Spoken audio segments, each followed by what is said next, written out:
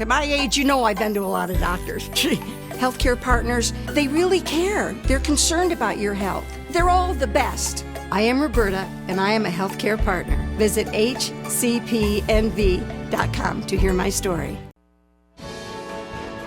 News 46 is brought to you by Comfort Hospice Care, where we give our patients and their loved ones peace of mind, knowing we provide the highest quality of care 24 hours a day, 7 days a week.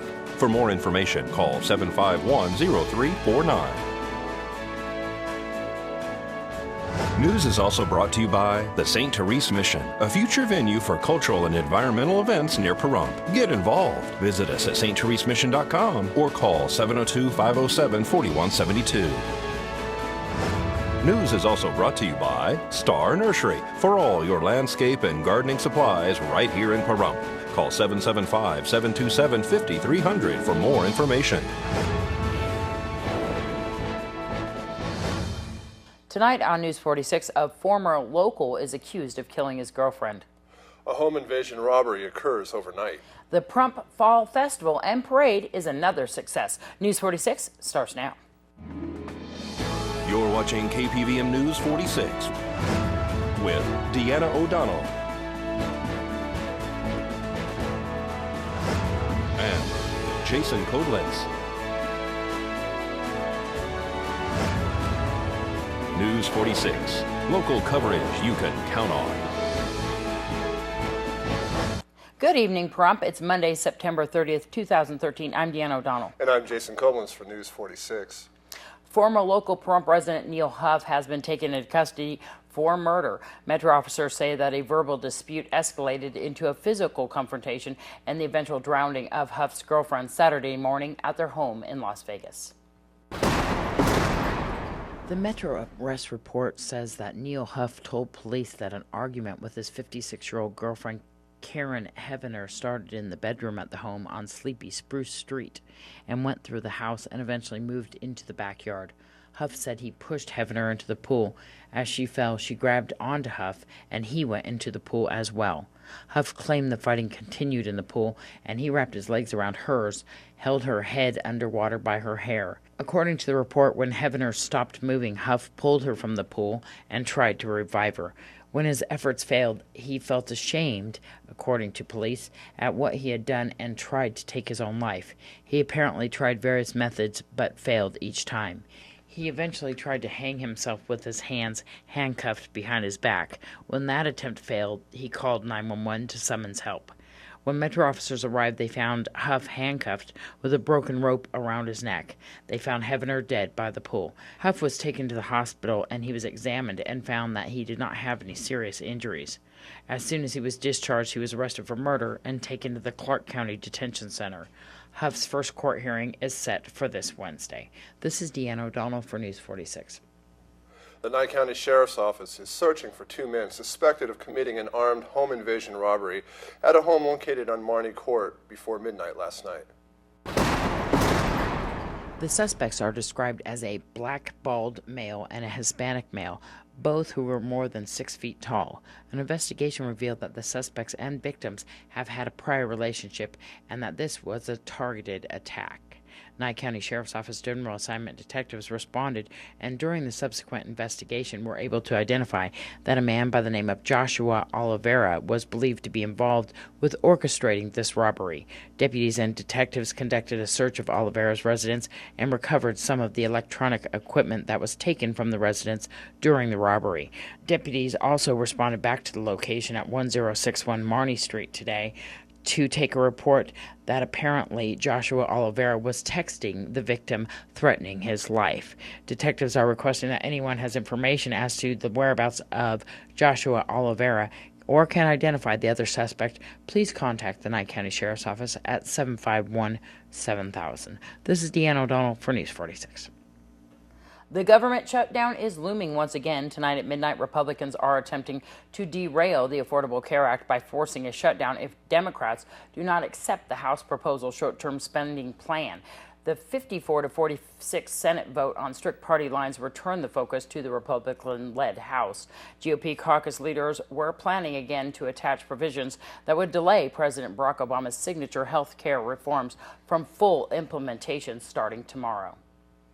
The Fall Festival Parade kicked off at 9 a.m. Saturday morning and traveled north on Highway 160 from Dandelion Street to Petrick Park with almost 70 entries.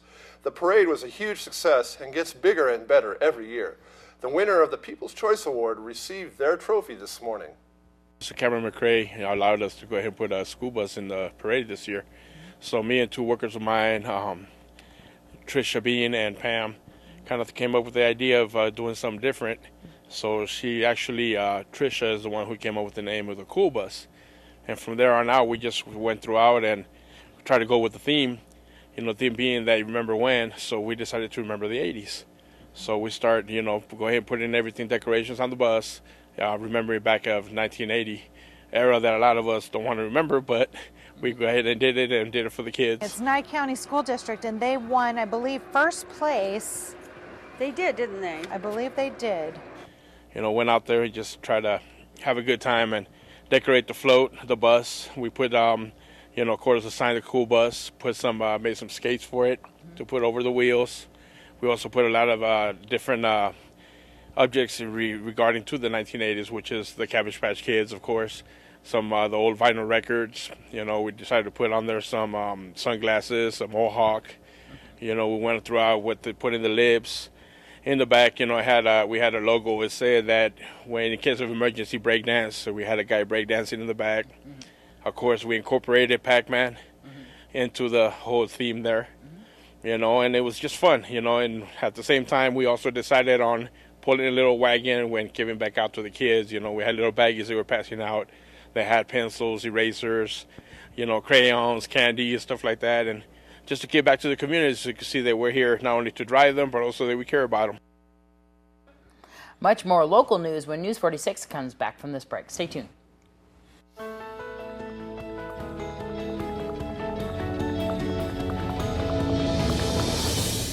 Today's news is brought to you in part by Dr. George Leeks, Pahrumps optometrist since 1990, offering full-spectrum eye care for children and adults. Call today, 727-8300.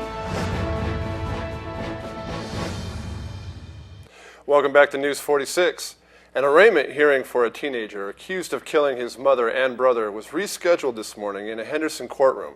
Adrian Navarro Canales is accused of the stabbing death of his mother, Elvira Canales Gomez, who is 40 years old, and his 9-year-old brother, Cesar Navarro. Their bodies were discovered September 20th.